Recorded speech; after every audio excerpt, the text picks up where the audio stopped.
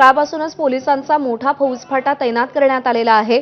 तसंही हे संवेदनशील स्थळ असल्यामुळे कायमच तिकडे सुरक्षा व्यवस्था तैनात असते। आज त्यामध्ये वाढही करण्यात आली आहे। रजत वशिष्ठ आपले प्रतिनिधी आपल्याला अधिक अपडेट देतील। रजत, मोर्चामध्ये संघाविरोधात जोरदार घोषणाबाजी केली जाते आणि मुख्यालयाच्या दिशेने हा मोर्चा रवाना होताना दिसतोय, काय अपडेट्स आहेत?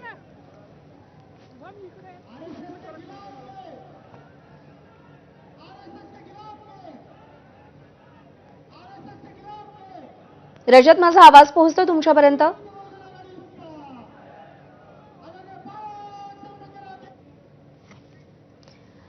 जर रजत माझा आवाज तुमच्यापर्यंत पोहोचत असेल तर संघ मुख्यालयाच्या दिशेने हा मोर्चा मार्गस्थ होताना दिसतोय। संघाविरोधात जोरदार घोषणाबाजी केली जाते, काय परिस्थिती आहे, काय अपडेट्स आहेत?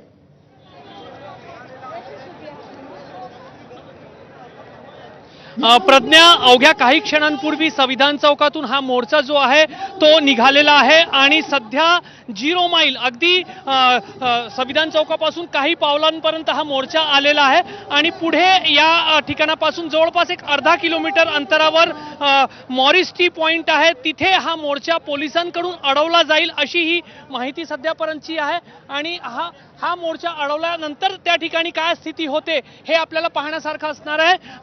सध्या हा मोर्चा जो आहे तो हळूहळू मार्गक्रमण करतोय आणि 0 माईल पर्यंत हा मोर्चा पोहोचतोय आणि त्याच्यानंतर हा मोर्चा जेव्हा मॉरिस टी पॉइंटच्या जवळ पोलिसांकडून अडवला जाईल त्यानंतर वंचित बहुजन आघाडी आणि काँग्रेसच्या कार्यकर्त्यांची काय भूमिका असते हे पाहण्यासारखं असणार आहे। खरं पाहिलं तर पोलिसांनी या मोर्चाला परवानगी नाकारली, आंदोलनाची परवानगी दिली आणि संविधान चौकावर आंदोलन होऊन सर्व भाषणं झालेली आहे।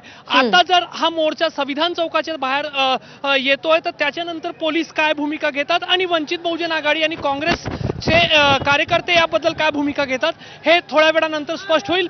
सध्या दृश्यांमध्ये तुम्ही पाहू शकता की मोर्चामध्ये प्रचंड गर्दी आहे आणि हा मोर्चा जो आहे तो हळूहळू पुढच्या दिशेने मार्गक्रमण करतोय।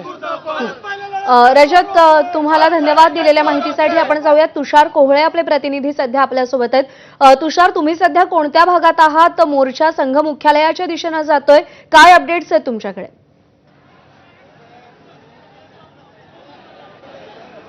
निश्चित जर का माझ्या पाठीमागे जर का तुम्ही बघितलं तर मोठ्या संख्येने या मोर्चामध्ये आंबेडकरी अनुयायी असेल किंवा काँग्रेसचे कार्यकर्ते असेल ते सहभागी झाले आहे। ज्या प्रकारे दृश्यांमध्ये पाहायला मिळत आहे की प्रकाश आंबेडकर असेल आणि हर्षवर्धन सपकाळ असेल हे या मोर्चाला लीड करताना पाहायला मिळत आहे। पोलिसांची देखील मोठी दमछाक होत आहे, कारण की खरं तर या मोर्चाला पोलिसांनी परवानगी नाकारली होती। असं असताना देखील जर आपण बघितलं तर या संपूर्ण मोर्चाच्या ठिकाणी प्रकाश आंबेडकर बोलत आपण त्यांच्याकडे जाऊया, नेमकं त्यांचं काय म्हणणं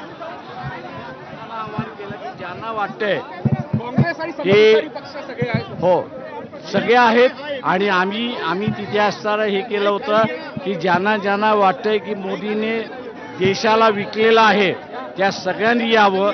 लोक नागपूरमध्ये मोठ्या प्रमाणात आलेली आहेत आणि काही गाड्या ज्या आहेत त्या अडवलेल्या आहेत याची आम्हाला माहिती आहे। संघ कार्यालयात पत्रक आम्ही देऊन आलेलो आहोत, अजून रिप्लाय काहीच आला नाही।